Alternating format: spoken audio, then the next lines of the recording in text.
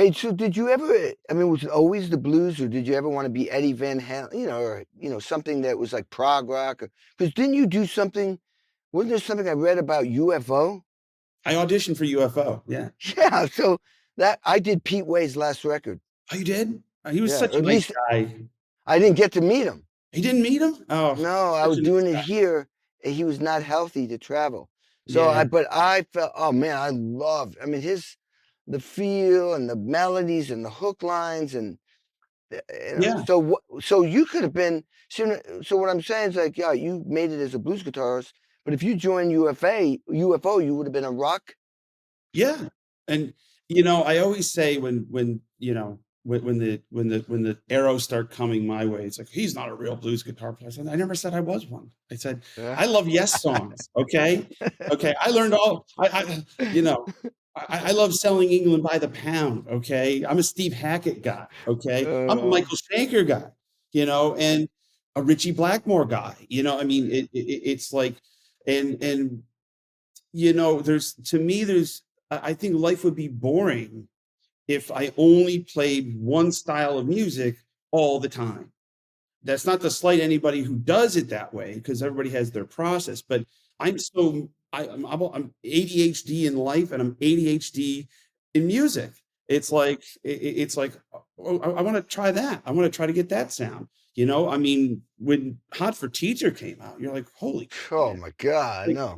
the swagger, and it, Yeah. and you're just going, it didn't sound real. You know what I mean? It's like Eruption and Yeah. everything. It sounded sped up, but you realize, and then you go to tune one of these things, and you realize that it's like, oh no, he's playing in regular tuning, so there's no trick there, And so he was a game changer, and same thing with Hendrix, and you know, um, Mick Ralphs, this Paul Kossoff. I mean, those kind of guys, those were my guys, because they were rock, but they had a blues edge to them, and they had great songs and this big Les Paul tone that I always wanted to get. And so I've my career is, we've done all kinds of records, not just blues. We've done trad blues, but I've also done records with Glenn Hughes and Jason Bonham, Derek Shermini. We're about to do our fifth one.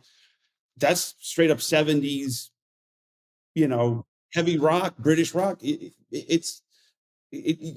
like to know that I can speak all the languages, and you have to exercise that. If you speak French, but you don't speak French for 20 years, you're rusty. So I like to try to keep my thing fresh. All that stuff though influences what you do in your own music. That's the beauty of it. All that stuff, you're a guy who wants to keep learning.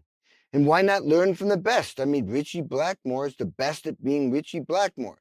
Hendrix is the best at being. Oh, are you kidding me? That's incredible. You're inspired by that. You're never going to sound like those guys, but you can grab something and then you bring it into your style of music. And so it makes you create your own thing from all of that, you know? Everybody is an amalgamation of their influences. There's very, very few people that are immaculate conception guitar players, and maybe like Warren Hayden says it best about Albert King. He's like, he's the only person I can think of that was an immaculate conception guitar player, where nobody played like him before, and then everybody was like, oh wow, this is devastating. But then you figure out, well, Albert King, his born name is Albert Nelson. Jimmy Vivino told me that Albert Nelson played drums with Jimmy Reed. He was a drummer. What?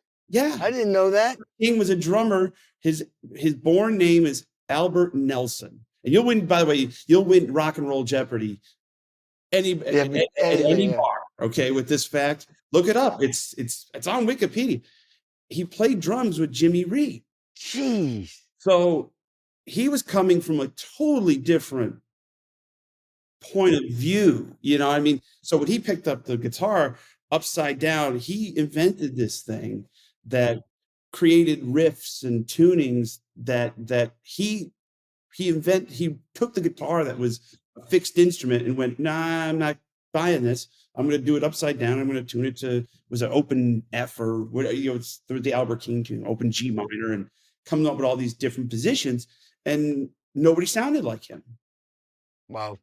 That's amazing. Well, I think that You know, finding solutions to problems or finding solutions to things in general requires creativity. You know what I mean? So this guy created his thing by, you know, he obviously did the guitar upside down. He was trying to figure out how to do something, and he, with this creative mind and his open mind, he created his thing.